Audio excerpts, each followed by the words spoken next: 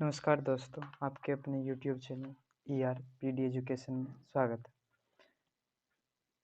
तो जैसे कि नेक्स्ट क्लास में हमने साइंस के कुछ इम्पोर्टेंट क्वेश्चन लेके आए थे और आगे का क्लास यहाँ से स्टार्ट करते हैं। और स्टार्ट करने से पहले आप लोग को अगर क्लास अच्छी लग रही है तो चैनल को सब्सक्राइब कर दें, वीडियो को लाइक कर दें और कमेंट भी करें और दूसरे अपने ग्रुप में, फ्रेंड के ग्रुप में ज़रूर भेजें ताकि सभी को कुछ नहीं तो कुछ मदद मिल सके यहाँ से। तो चलिए स्टार्ट करते हैं। जैसे कि नेक्स्ट क्लास में हम 20 नंबर तक क्वेश्चन कर चुके थे, तो आज 21 नंबर देखेंगे। 21 नंबर में क्वेश्चन में लिखा हुआ है, देखिए, CnH2n+2 किसका सामान्य सूत्र होता है? CnH2n+2 किसका? एल्केन का सामान्य सूत्र होता है CnH2n+2। पूछेगा वही एल्किन, एल्किन का क्या होता है? CnH2n, ठीक है, CnH2n होता है। एल्केन, एल्किन, एल्काइन का क्या होता है? एल्काइन, एल्काइन लगा हुआ, एल्काइन लगा हुआ। पहले देखिए, एक तो में जोड़ो छोड़ो घटाओ होता है, तो जोड़ो जैसे कि एल्केन में जोड़ो CnH2n+2 लिखा हुआ, ठीक है। तो यहाँ जोड़ो, दूसरे में छोड़ दिए। ये अगर बंधन की बात करें तो एल्केन में एक बंधन, ठीक है, एल्किन में दो बंधन, और एल्काइलिन इसका फॉर्मूला होता है CnH2n-2। क्या बोले थे? जोड़ो, ठीक है, छोड़ो घटाओ कर दिया। और बंधन की बात करें तो इस वाले फॉर्मेट में जो प्राप्त होगा, n के मान अगर 2-3 रखिएगा तो उससे जो प्राप्त होगा वो कितना बंधन बनाएगा? सिर्फ और सिर्फ एक बंधन, सिंगल बॉन्ड जिसको कहते हैं। इसमें डबल बॉन्ड, इसमें ट्रिपल बॉन्ड बनाता है, ठीक है।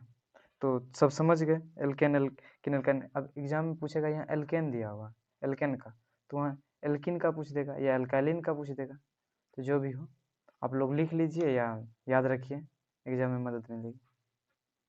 चलिए 22 नंबर में क्वेश्चन, कार्बन की यौगिक में कार्बन की संयोजकता कितना होता है? आप लोग को पता है कार्बन कितना? C6 होता है। और संयोजकता उसको कहते हैं जो बाहरी कक्षा का इलेक्ट्रॉन होता है। इसका विन्यास निकालिएगा तो 2,4 निकलता है, 2,4। ये 4 इसका क्या हो गया? संयोजकता हो गया। क्या? 4 संयोजकता हो गया। इसी तरह से आप ऑक्सीजन का निकाल के, ऑक्सीजन O8 होता है, निकाल के कमेंट करें। चलिए, अम्लराज और अम्लराज में HCl और HNO3 का अनुपात कितना होता है? इसमें पूछा है अम्लराज में HCl और HNO3 का अनुपात 1:3 होता है, ठीक है। इसको एक्वारेजिया भी कहते हैं, इसको अम्लराज को एक्वारेजिया भी कहते हैं। एक्वारेजिया में HCl HNO3 का अनुपात 1:3 होता है। देखिए, याद रखने का तरीका इसमें एक है, याद रखने का तरीका बता रहे, नहीं तो हम ये ऐसे नहीं बता रहे, आप लोग कंफ्यूज नहीं कीजिए इसके लिए। यहाँ एक है तो इसकी जगह एक, यहाँ देखिए अंतिम में 3 लगा हुआ है तो इसकी जगह 3, क्या कह देना है? 1:3, ठीक। इससे हमारे शरीर का pH मान के किस सीमा में सही तरीके से कार्य करता है? हमारे शरीर का pH मान जो होता है ना, 7.0 से लेके 7.8 तक होता है। आप लोग रक्त का pH मान, यहाँ रक्त का pH मान कितना होता है वो कमेंट करें, रक्त का pH मान। और क्या कहते हैं, रक्त का pH मान और pH का फुल फॉर्म क्या होता है, ये भी कमेंट में जरूर लिखें। तो चलिए, नहीं तो नेक्स्ट क्लास में हम बताएंगे, नहीं तो कमेंट कर दीजिएगा, कमेंट के नीचे हम आंसर लिख देंगे, ठीक है, रिप्लाई में आंसर दे देंगे। चलिए, वह कौन सी अधातु कमरे के ताप पे द्रव अवस्था में, सबको पता है कमरे की अवस्था में, द्रव अवस्था में कौन सा आता है? ब्रोमीन रहता है। अधातु पूछ रहा, अगर धातु पूछता तब क्या कहते हैं? कौन सा अधातु? ब्रोमीन। धातु तब पारा लिखते हैं, पारा, ठीक है। पारा का एस का नाम क्या होता है? HGS, ठीक है। चलिए, ब्रोमीन होता है। 26 नंबर क्वेश्चन देखिए, एसिटल्डिहाइड का IUPAC नाम क्या होता है? एसिटल्डिहाइड का IUPAC नाम क्या होता है? आप लोग एथेनल का जो है ना IUPAC नाम क्या होता है? एसिटल्डिहाइड, एथेनल का। चलिए, एथेनल का होता है, याद रखिए। जैसे नेक्स्ट क्वेश्चन देखते हैं, निम्नलिखित में से कौन सी गैस धातुओं के वेल्डिंग में वेल्डिंग करने में प्रयुक्त किया जाता है। वेल्डिंग करने में कौन सा गैस का प्रयोग किया जाता है? धातु की वेल्डिंग करने में बताइए कौन सा गैस। ऐसे तो इसमें जो है ना ऑक्सीजन और एसिटिलीन होता है, ठीक है, लेकिन आप लोग क्वेश्चन करके कमेंट में इसका आंसर जरूर बता दें। तो चलिए नेक्स्ट देखते हैं। नेक्स्ट कहाँ है? निम्नलिखित में से किस यौगिक ने त्रिक नियम दिया था? त्रिक नियम कौन दिया था? त्रिक नियम रिपीट कीजिए, त्रिक नियम कौन दिया था? यहाँ पूछा है निम्नलिखित में किस वैज्ञानिक ने त्रिक नियम दिया? त्रिक नियम सबको पता, त्रिक नियम कौन दिया? डोबेराइन दिया। अगर देखिए इसको याद रखने का तरीका अगर पता करना तो ABCD क्या होता है? ABCD देखिए गिनिएगा तो 1 2 3 हुआ, ये चौथा आता। 4 के बगल में कौन आता? 3। डी से डोबेराइन, 3 बगल में आ रहा ना। त्रिक नियम कौन दिया था? त्रिक नियम डोबेराइन दिया था। डोबेराइन ने त्रिक नियम दिया था। चलिए यहाँ से ऐसे याद रखिए, ठीक है। इसका आंसर डोबेराइन होगा। मेंडलीफ के आवर्त सारणी में आवर्त की संख्या कितनी थी? मेंडलीफ के आवर्त सारणी में आवर्त की संख्या 7 थी। और वर्ग पूछा तो आवर्त तो बोल दीजिएगा, आवर्त 7 थी। वर्ग कितना? वर्ग 9 था, ठीक है। वर्ग कितना था? 9 था, लेकिन आवर्त 7 मेंडलीफ के अनुसार। चलिए कोयला तथा पेट्रोलियम है। कोयला और पेट्रोलियम क्या है? ये क्या है? जीवाश्म ईंधन। क्या है? जीवाश्म ईंधन। और यहाँ दिया है एक ऑप्शन में नवीकरणीय। नवीकरणीय क्या होता है? जो मतलब खत्म नहीं हो, या जैसे सूर्य प्रकाश, सब सौर ऊर्जा, ये सब नवीकरणीय ऊर्जा का संसाधन। नाभिक के ईंधन ही पता है, नाभिक के द्वारा जो प्राप्त होता है। बायोगैस सब घर में जलाए होंगे, बायोगैस बचपन में वो गोबर गैस बनाते होंगे, वो भी बायोगैस का ही उदाहरण। देखिए पूछा 31 नंबर क्वेश्चन में, निम्नलिखित में से कौन प्राकृतिक संसाधन है? बताइए। वायु प्राकृतिक संसाधन है, वायु है। जल भी है। मृदा भी है। तो इसका आंसर क्या होगा? प्राकृतिक संसाधन। प्राकृतिक रूप से जो मिला है उसे प्राकृतिक संसाधन कहते हैं। इसमें से सभी होगा, इनमें से सभी, इसका ऑप्शन हो जाएगा। देखिए कैल्शियम की परमाणु संख्या कितना होता है? कैल्शियम की परमाणु संख्या 20 होता है। आप लोग 1 से लेकर के 30 तक का परमाणु संख्या जरूर याद रखें, ठीक है। इससे लगभग 1 या 2 क्वेश्चन आपके एग्जाम में आएगा ही आएगा। देखिए यहाँ आ गया कि वहाँ ऊपर में आया था कार्बन का, आया था। यहाँ देखिए कैल्शियम का पूछ दिया, कैल्शियम का 20 होता। चलिए आगे। आप देखिए बायोलॉजी का क्वेश्चन है। स्वपोषी पोषण के लिए आवश्यक है। स्वपोषी पोषण के लिए क्या क्या आवश्यक है? स्वपोषी कौन करता है पहले? जैसे कि पेड़ पौधा स्वपोषी पोषण करता है। देखिए क्लोरोफिल, पेड़ पौधा में क्लोरोफिल होता है। CO2 और जल, CO2 और जल भी चाहिए, ठीक है। पेड़ पौधा कब प्रकाश संश्लेषण क्रिया करता है? तब करता है जब सूर्य प्रकाश उपस्थित होता है। इसका क्या होगा आंसर? इनमें से सभी, ठीक है। स्वपोषी का इसमें से सभी एग्जाम्पल हो जाएगा। देखिए उसके बाद लिखा हुआ क्वेश्चन है, निम्नलिखित में कौन एक अपघटक है? ठीक है। अपघटक क्या? अपघटक पूछ रहा ना। अपघटक क्या? बैक्टीरिया एक अपघटक होता है, ठीक है। जो सरागला पे निर्भर करता है उसे अपघटक कहते हैं। सरागला से अपना भोजन प्राप्त करता है उसे अपघटक कहते हैं। बैक्टीरिया एक अपघटक। एक लिंगी पुष्प का उदाहरण। एक लिंगी पुष्प का उदाहरण एक लिंगी कहते हैं जिसमें नर और मादा दोनों एक साथ हो।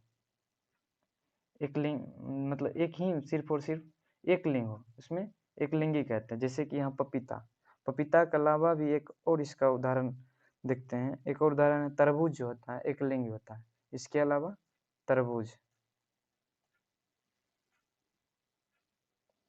तरबूज, ठीक है।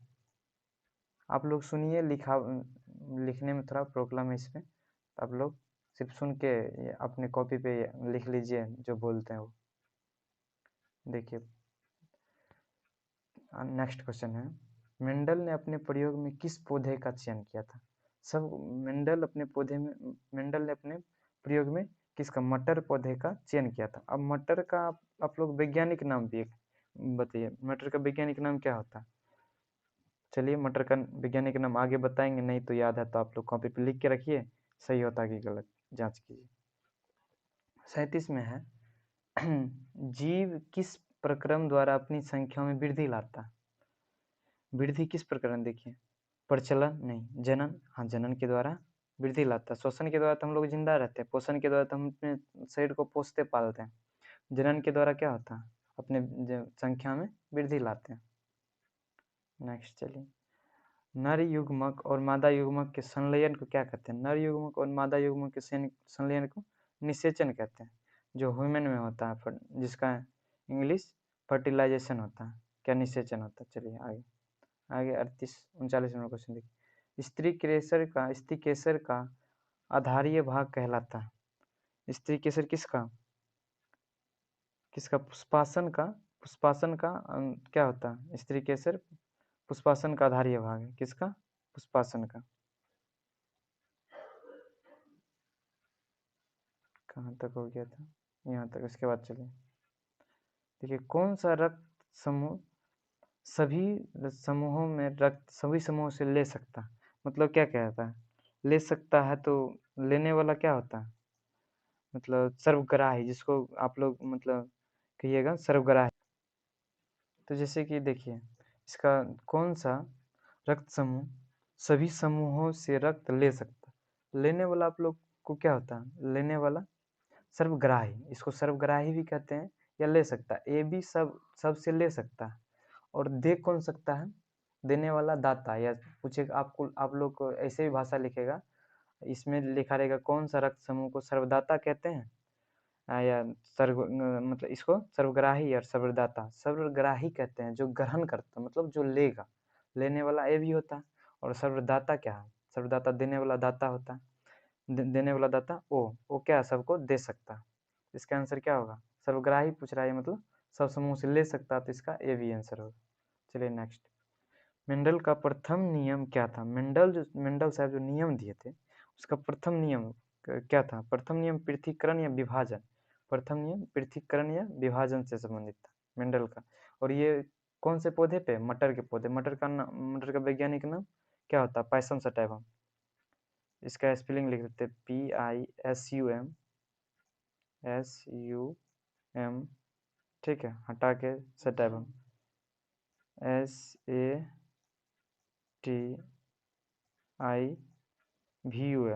ठीक है, VUM।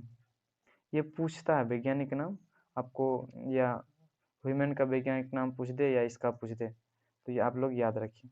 आगे आगे हम बोल चुके थे कि मटर का वैज्ञानिक नाम क्या होता है, ये होता है। चलिए नेक्स्ट देखते हैं मटर का, ठीक है।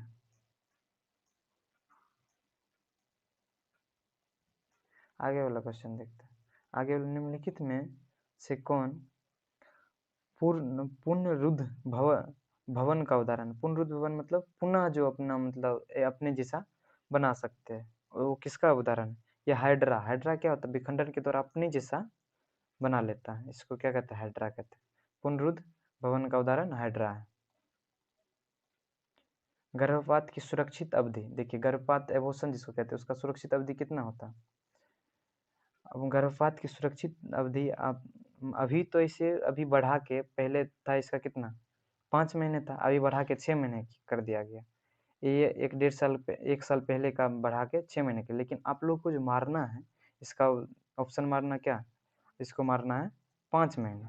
अभी आप लोग पूछेगा गर्भपात की सुरक्षित अवधि 5 महीने के भीतर, ठीक है। अगर करेंट में पूछा जाए तो ये है, लेकिन आप लोग के बुक में ये दिया होगा 5 महीने के भीतर।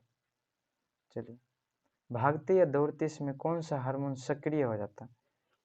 भागते या दौड़ते समय कौन सा हार्मोन? ये एड्रेनिल हार्मोन सक्रिय हो जाता है। भागते या दौड़ते समय कौन सा अम्ल का जमा हो जाता है, जिसके कारण से क्या होता है कि हमारे मांसपेशी दर्द करने? आप लोग कमेंट में जरूर करें। देख लिए कमेंट कैसे करना। जैसे 40 का 44 लिख दिए, 44, ठीक है, उसका जो आंसर होगा 44, ऐसे हाइफन दे के कमेंट में लिख देना। इससे पहले वाला भी क्वेश्चन जैसे पूछे थे, उसमें हाइफन दे के ऐसे लिख देना।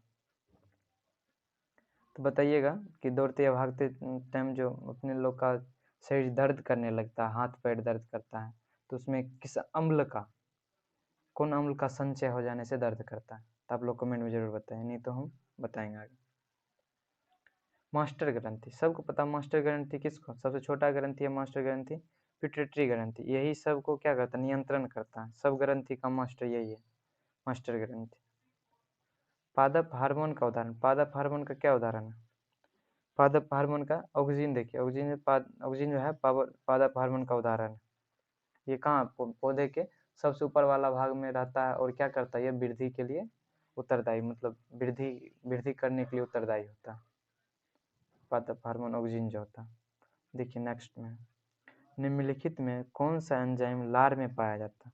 लार में पाया जाने वाला एंजाइम का नाम देखिए, लार में पाया जाता है, इसमें आपके ऑप्शन में पेप्सिन दिया, पेप्सिन भी पाया जाता है, इसके अलावा भी पाया जाता है लाइपेज, टाइलिन, रेनिन, लाइपेज भी पाया जाता है इसके अलावा।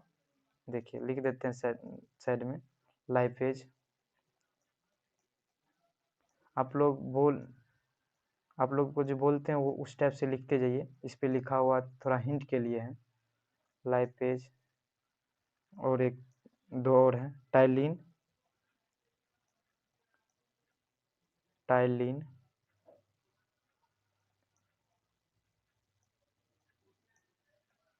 ठीक है। टाइलिन के बाद एगो क्या रेनिन बोले थे, रेनिन,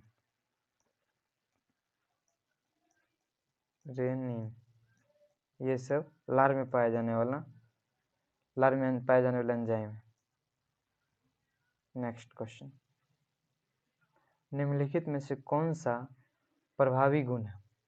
प्रभावी गुण जो प्रभाव डालता, कौन सा? देखिए जब वो जो किया था मेंडल साहब ने, जब क्या किया था, प्रयोग किया था, तो उसमें कौन सा प्रभाव गुण आया था? लंबा, वो पौधा जो है बौना पौधा और छोटे पौधे में अथी एक्सपेरिमेंट किया था, तो वो क्या लंबा पौधा का हुआ था, प्रभाव पड़ा था लंबा पौधा, इसका क्या लंबा। लेंस सूत्र क्या होता है? लेंस सूत्र आप लोग सबको पता, देखिए यहाँ कुछ छोटा हुआ, इसको कर देते हैं पहले। लेंस सूत्र क्या होता है? 1/f बराबर, आप लोग पढ़े होंगे, 1/v + 1/u, ये पूछा है यू। इसमें देखिए दिया हुआ, सिर्फ दिया हुआ 1/f इधर है, इसका ये वाला पोर्शन देख लेना कहाँ, ये कहाँ है, यहाँ 1/v + 1/u बराबर 1/f। आप लोग यहाँ कमेंट करें ये क्या है, लेंस फार्मूला, ओ गलती हो गया थोड़ा, लेंस फार्मूला, ये दर्पण फार्मूला होता है, ठीक है। ये क्या होता है, दर्पण फार्मूला होता है। लेंस फार्मूला में माइनस होता है, 1/v - 1/u बराबर 1/f, इसका ऑप्शन क्या होगा, ये होगा। ये ऊपर में लेंस लिखा हुआ, हम दर्पण का फार्मूला बता दिए, चलिए कोई नहीं। दर्पण का फार्मूला ये होता है, लेंस का फार्मूला में माइनस लग जाएगा, यहाँ माइनस कर दीजिए, बस ये लेंस का फार्मूला होगा, ठीक है। देखिए जिसे हम कंफ्यूज किए, मतलब पढ़ने में थोड़ा मिस्टेक हुआ, इस वजह से आप लोग वहाँ सही से देख के पढ़ना है कि लेंस फार्मूला और दर्पण फार्मूला क्या है। लेंस फार्मूला में प्लस लग जाएगा, ये लेंस फार्मूला में माइनस लगेगा, दर्पण फार्मूला में प्लस लगेगा, माइनस प्लस का अंतर है, ठीक है। चलिए द्विअवतल लेंस को कहा जाता है, द्विअवतल लेंस, अवतल लेंस को किस लेंस के नाम से जाना जाता है? अपसारी लेंस। अवतल लेंस को अपसारी लेंस, देखिए अपसारी लेंस, द्विअवतल लेंस को अपसारी लेंस के नाम से जाना जाता है, ठीक है। उत्तल लेंस को अभिसारी, अवतल लेंस को अपसारी, उत्तल लेंस को अभिसारी लेंस के नाम से जाना जाता है। उत्तल लेंस की क्षमता होती है, आप लोग उत्तल लेंस की क्षमता, उत्तल लेंस की पहले तो फोकस बताइए, उत्तल लेंस की फोकस क्या होता है, धनात्मक होती है यानी पॉजिटिव। तो आप लोग पता है पावर ऑफ लेंस, मतलब लेंस की क्षमता P बराबर क्या होता है, P बराबर क्या होता है, 1/, देखिए थोड़ा सा, P बराबर होता है 1/f, ठीक है। P बराबर 1/f, ये मीटर होता है 1/f। अगर ये पॉजिटिव है तो ये पॉजिटिव होगा, क्षमता भी पॉजिटिव होगा। अगर ये निगेटिव तो जब ये भी तब निगेटिव। अब यहाँ पूछा है क्या, लेंस की उत्तल लेंस की क्षमता, उत्तल लेंस की क्षमता क्या होता है, धनात्मक। देखिए ऐसे याद कंफ्यूज करने के लिए यहाँ देखिए, यहाँ उत्तल लिखा हुआ है, यहाँ ऊपर से एगो लकीर खींच देंगे, मतलब धनात्मक। इसका क्या होता है, उत्तल लेंस की क्षमता का क्या होता है, धनात्मक होता है, ठीक है। नेक्स्ट क्वेश्चन देखते हैं, नेक्स्ट क्वेश्चन चलिए। प्रकाश के अपवर्तन के कितने नियम? हम पहले पूछे थे प्रकाश के परावर्तन, पहला क्वेश्चन था। ये क्वेश्चन क्या है? प्रकाश के अपवर्तन। प्रकाश के अपवर्तन के भी दो ही नियम होते हैं। प्रकाश के अपवर्तन के भी दो ही नियम है। प्रकाश के अपवर्तन हो, परावर्तन हो, दोनों के दो ही नियम होते हैं। और प्रकाश के अपवर्तन का दूसरा नियम को स्नेल का नियम कहते हैं, जिसको साइन आई बटे साइन आर होता है। चलिए नेक्स्ट नेक्स्ट में हम बताएंगे कि जो प्रकाश का अपवर्तन किसे कहते हैं, परावर्तन किसे कहते हैं। आगे पहले ऑब्जेक्टिव चल रहा है, ऑब्जेक्टिव को खत्म कर ले क्योंकि आप लोग का एग्जाम नजदीक में है। और ऑब्जेक्टिव पे इसीलिए ज़्यादा जोर है क्योंकि 50% ऑब्जेक्टिव रहता है। देखिए इसके बाद कौन रंग खतरे के सिंगल में उपयोग? खतरे, खतरे का मतलब कौन रंग? लाल रंग। देखिए लाल रंग का ही खतरे में क्यों उपयोग है? क्योंकि इसका तरंग दैर्घ्य सबसे अधिक होता है। ये सबसे ज़्यादा दूर से भी दिखाई दे देता है, इसीलिए लाल रंग का उपयोग सिग्नल पे या खतरे पे या जहाँ बैरियर जिसको कहते हैं आप ढाला कहते हैं अपने भाषा में, वहाँ भी लगा रहता है लाल रंग का उपयोग। ठीक है, ये लाल रंग का तरंग दैर्घ्य और क्या तरंग दैर्घ्य अधिक होता है। इसी पूछे सबसे तरंग दैर्घ्य कम किसका होता है? कम कम किसका होता है? तो कम बैगनी कलर का होता है। ठीक है, तो चलिए नेक्स्ट।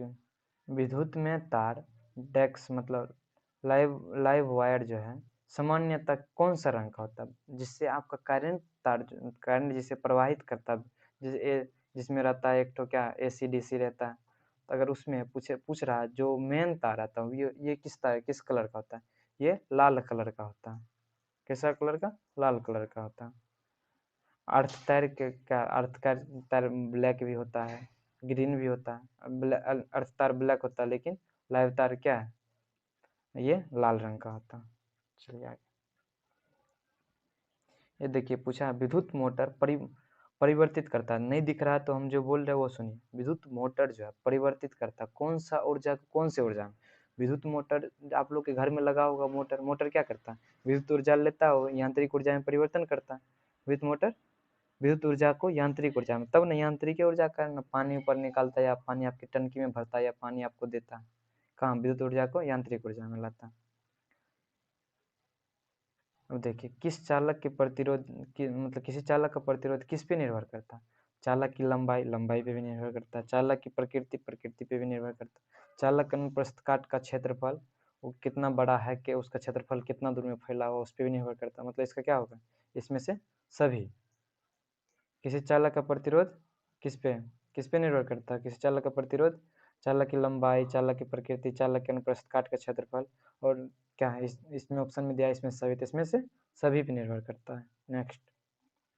नेक्स्ट में पूछा हुआ एक कूलम आवेश में इलेक्ट्रॉन की संख्या, एक कूलम आवेश में इलेक्ट्रॉन की संख्या कितनी होती है? 6.25 गुना 10 पावर 18। 6.25 गुना 10 पावर 18। देखिए ये है, यहाँ देख लीजिए एक कूलम में इलेक्ट्रॉन लगा हुआ है। इलेक्ट्रॉन, ये इलेक्ट्रॉन अगर यहाँ नहीं इलेक्ट्रॉन रहता तो ये इलेक्ट्रॉन दे क्या है यहाँ ये होगा 6.025 गुना 10 पावर 18। कौन नाभिक के विखंडन को नियंत्रण करने में प्रयुक्त होता है? नाभिक के विखंडन जब होता है तो परमाणु भट्टी सब में, तो उसमें नाभिक के विखंडन होता है। नाभिक के विखंडन में कौन सा नियंत्रण करने, कैडमियम के क्षय को नियंत्रण करने के लिए उपयोग किया जाता है। कैडमियम के क्षय ये क्या करता है कि न्यूट्रॉन को अपने में अवशोषित कर लेता है। तो चलिए नेक्स्ट देखते हैं। किस देश को पवनों का देश कहा जाता है? पवन का देश किसको? डेनमार्क क्या कहा जाता है? पवनों का देश कहा जाता है। डेनमार्क को पवनों का देश कहा जाता है। देखिए अपघटन अभिक्रिया का उदाहरण। अपघटन मतलब क्या? टूटना या विखंडन होना। अपघटन देख लीजिए आप, इसमें क्या हो रहा है? ये लग रहा टूट रहा। देखिए के एक फर्स्ट ऑप्शन को देखना 2KCl 2KClO3 है। देखिए 2KCl और O3 अलग अलग हो रहा, टूट रहा तो इसका ऑप्शन ये होगा। अब ये हो गया, ये देखिए किसका अपघटन, ये जुट रहा संलयन या देखिए ये देखिए इस किसका उदाहरण। सी नंबर ऑप्शन देखिए इसका किसका जिसको प्रतिस्थापन कहते हैं, प्रतिस्थापन का ये उदाहरण है। यहाँ से देखिए ये वाला ये उठ के इसके साथ Cl यहाँ आ जाएगा, ये इसके जगह H की जगह ये वाला चल जाएगा। देखिए ये प्रतिस्थापन का उदाहरण।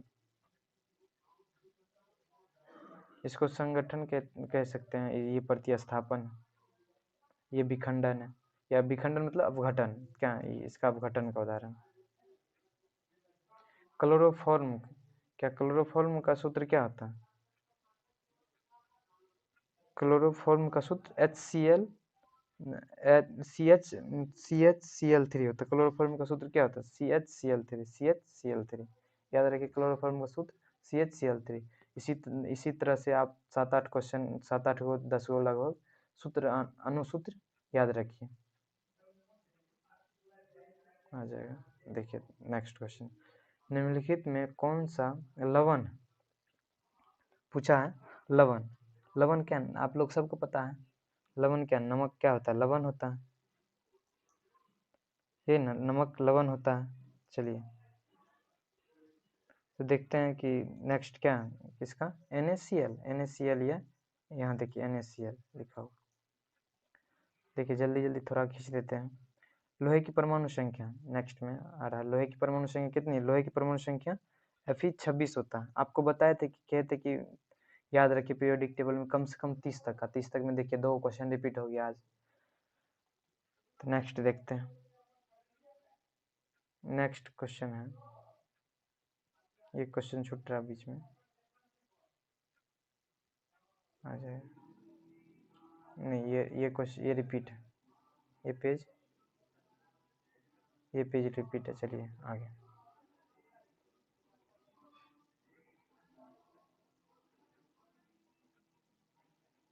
पूछ रहा है किस धातु को चाकू से काटा जा, किससे? सोडियम को चाकू से, सोडियम के साथ साथ पोटासियम को भी चाकू से काटा जाता है। सोडियम के साथ साथ पोटासियम को भी चाकू से काट सकते हैं।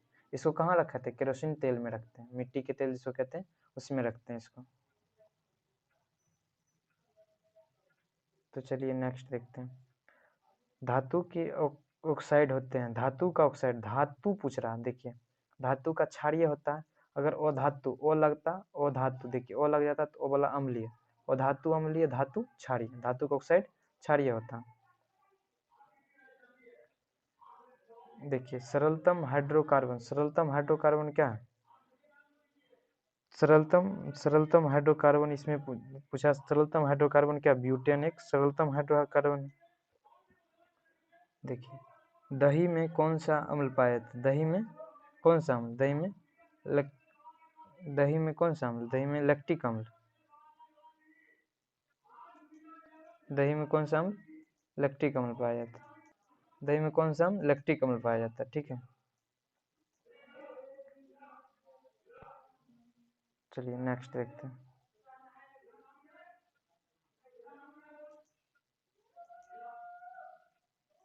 देखिए पूछ रहा है कि क्या, रबर, रबर पूछ रहा है, रबर किसका? रबर एक बहुलक है। रबर एक बहुलक किसका? किसका? आइसोप्रीन का। रबर का एक बहुलक किसका है? आइसोप्रीन का। ठीक है, रबर बहुलक है आइसोप्रीन का। देखिए कार्बन के अपरूप है, कार्बन का अपरूप क्या? कार्बन का 3 अपरूप होता है, हीरा, ग्रेफाइट और फ्लोरीन। आप लोग याद रखिए कार्बन कितना? 3 अपरूप, हीरा, ग्रेफाइट और फ्लोरीन। इसका ऑप्शन क्या हो जाएगा? डी, इनमें से सभी। चलिए नेक्स्ट देखते हैं, मनुष्य में गुणसूत्रों की संख्या पूछ रहा है। गुणसूत्र की संख्या कितना होता है? 46 होता है, लेकिन अगर जोड़ा पूछता है, यहाँ आपको क्या पूछता है कि मनुष्य में गुणसूत्रों कितनी जोड़ी होती है, तब मारते 23 जोड़ा। यहाँ पूछ रहा है गुणसूत्र की संख्या कितना? 46 गुणसूत्र का संख्या होता है। देखिए नेक्स्ट क्वेश्चन में, निम्नलिखित में से कौन सा उत्सर्जी अंग है? उत्सर्जी अंग क्या है? उत्सर्जी अंग उसको कहते हैं जिससे मतलब कुछ मतलब उत्सर्जित करते हैं, या खराब पदार्थ या कह सकते हैं अपशिष्ट पदार्थ, जिससे जिस अंग से उत्सर्जित होता है उसे उत्सर्जी अंग कहते हैं। जैसे ब्रिक, ब्रिक यानी लीवर, लीवर से लीवर उत्सर्जी अंग। ठीक है, नेक्स्ट देखिए, ब्रिक की रचनात्मक एवं क्रियात्मक इकाई को क्या कहते हैं? ब्रिक की रचनात्मक एवं क्रियात्मक इकाई को नेफ्रॉन कहते हैं, ब्रिक की। और आप लोग कमेंट कीजिए मतलब क्या ब्रिक की या नेफ्रॉन कहते हैं? न्यूरॉन किसका क्रियात्मक इकाई है? रचनात्मक एवं क्रियात्मक इकाई। नेफ्रॉन किसका क्रियात्मक एवं रचनात्मक इकाई? नेक्स्ट देखते हैं, नेक्स्ट में चलिए, नेक्स्ट क्वेश्चन है, पाचन की क्रिया पूर्ण होती है, पाचन की क्रिया किस में पूर्ण होती है? पाचन की क्रिया छोटी आंत में पूर्ण होता है। नाम तो ये छोटी आंत है, लेकिन ये अक्सर मतलब वास्तविक होता है, इसकी लंबाई ज़्यादा होती है, बड़ी आंत से ज़्यादा लंबी होती है। इसका नाम तो छोटी आंत है लेकिन काम बहुत ज़्यादा है। चलिए आगे चलते हैं। उच्च रक्तचाप कहलाता है। उच्च रक्तचाप क्या कहलाता है? हाइपरटेंशन कहलाता है। उच्च रक्तचाप हाइपरटेंशन कहलाता है। हाइपरटेंशन या हाइपोटेंशन कहलाता, ये हाइपर क्या कहलाता है? हाइपरटेंशन कहलाता है। ठीक है, यहाँ देखिए थोड़ा सा अंतर है, हाइपोटेंशन हाइपरटेंशन। क्या मानना है? हाइपरटेंशन कहलाता है 75 में। देखिए नेक्स्ट में एंड्रोजन। एंड्रोजन क्या है? एंड्रोजन जो है, एंड्रोजन क्या है? नर हार्मोन। एंड्रोजन एक नर हार्मोन है। एंड्रोजन क्या है? एक नर हार्मोन। देखिए नहीं दिख रहा होगा, हम पढ़ के बताते हैं। सबसे छोटी अंतःस्रावी ग्रंथि, सबसे छोटी अंतःस्रावी ग्रंथि या अंतःस्रावी ग्रंथि कौन सा होता है? पिट्यूटरी ग्लैंड या मास्टर ग्लैंड इसी को कहते हैं। इससे पहले भी एक आ चुका है, दूसरा वाला यार देख लीजिए कितने इंपॉर्टेंट है। आप लोग ध्यान से देखें और एक बार में नहीं तो दूसरी बार वीडियो को जरूर देखें, ताकि ज़्यादा से ज़्यादा समझ में आए और ज़्यादा से ज़्यादा याद रखें। पुरुष का मैथुन अंग है। पुरुष का मतलब मैथुन अंग कौन सा है? देखिए पुरुष का शिश्न क्या होता है? शिश्न पुरुष का मैथुन अंग। अब दूसरा, चलिए नेक्स्ट क्वेश्चन देखते हैं। मनुष्य का वैज्ञानिक नाम क्या है? मनुष्य का वैज्ञानिक नाम होमो सेपियंस। होमो सेपियंस, होमो सेपियंस ये होता है। होमो सेपियंस मनुष्य का वैज्ञानिक नाम होता है। आप लोग को बताए थे कि ये मटर का वैज्ञानिक नाम ऊपर में लिख भी दिए, देख लीजिए। वैज्ञानिक नाम इम्पोर्टेंट है, क्वेश्चन आता है और क्वेश्चन आएगा, और इसीलिए हम मटर का ही बता दिए। मटर का क्यों, मटर का ही क्यों बताए? क्योंकि मटर का चर्चा है मेंडल के शोध में, इसीलिए। बीज पत्र का कार्य क्या है? बीज पत्र क्या करता है? ये आप लोग क्वेश्चन, बीज पत्र क्या करता है? सुरक्षा प्रदान करता है या खाद्य संग्रह करता है या प्रजनन करता है या शोषण करता है? आप लोग कमेंट में जरूर बताएं। ठीक है, ऐसे हम हिंट्स के लिए कुछ दे देते हैं। इस क्वेश्चन का जरूर कमेंट करें। कुछ कुछ हिंट्स आप लोग को मिल जाएगा, नहीं तो नेक्स्ट वीडियो आएगा तो उसमें देखिएगा कि क्या होता है। चलिए तो थैंक यू। आज का क्लास यहीं ख़त्म करते हैं। अब नेक्स्ट डे नेक्स्ट क्लास। आप लोग ये भी कमेंट करके बताएं कि आगे कौन सा सब्जेक्ट लेके आए, कैसा लग रहा है। नहीं, आप अपने दोस्तों को भी शेयर करें। धन्यवाद।